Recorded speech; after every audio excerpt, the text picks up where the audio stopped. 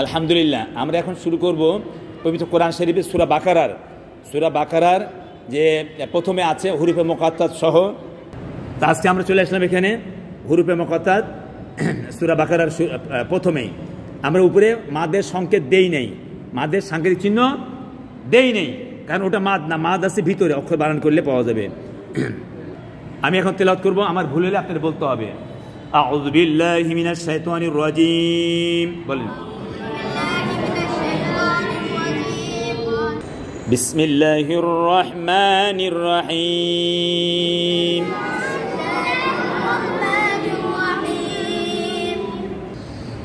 আলিফ লাম মিম। কোথায় ভুলেছে? হ্যাঁ, মিম টানের জন্য মিম টানতে হবে। কয় আলিফ টানবো?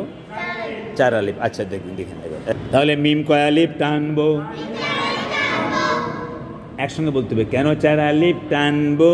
বলেন মিম হরফ বানান করলে মাদের বামে সাকিন হয়। মিম হরফ বানান করলে মাদে লাজিম হারফি মুখাফফাফ 4 আলিফ টানতে হয়। আলিফ লাম মিম। কোথায় ভুল হলো? গুন্না। তাহলে গুন্না কয় আলিফ টানতে হয়?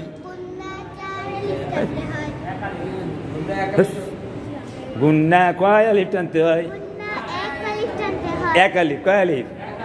মিমের উপর তাসদিদ গুন্না করা আছে। গুন্না কয় আলিফ টানতে হয়? 1 আলিফ টানতে। ও খেয়াল করা নেই জিনিসটা। হ্যাঁ, মনে হচ্ছে এখানে মাদ আছে। হ্যাঁ, যত গুন্না আছে কোরআন শরীফে গুন্না আছে 6 রকম। কয় রকম? 1 নম্বর ওয়াজিব গুন্না, 2 নম্বর ইকলাবের গুন্না, 3 নম্বর নুন সাকিনের ইদগমের গুন্না, 4 নম্বর নুন সাকিনের ইকফার গুন্না, 5 নম্বর মিম সাকিনের ইদগমের গুন্না, 6 নম্বর মিম সাকিনের ইকফার গুন্না। গুন্না কয় রকম? গুন্না 6 রকম। কয় রকম? আচ্ছা, দেখবেন। তাহলে এবার খেয়াল করুন।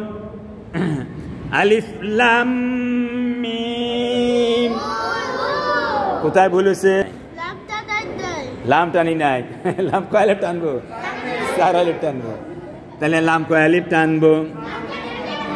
হ্যাঁ, লাম 4 আলিফ টানবো। এবার খেয়াল করেন। আলিফ। আচ্ছা, কি বলবে? আলিফে মাদ আছে? মাদ নাই। আলিফ টানা যাবে? আলিফ টানা যাবে? আলিফ টানা যাবে? যাবে না। আলিফে মাদ নাই, আলিফ টানা যাবে না। আলিফ লাম মিম।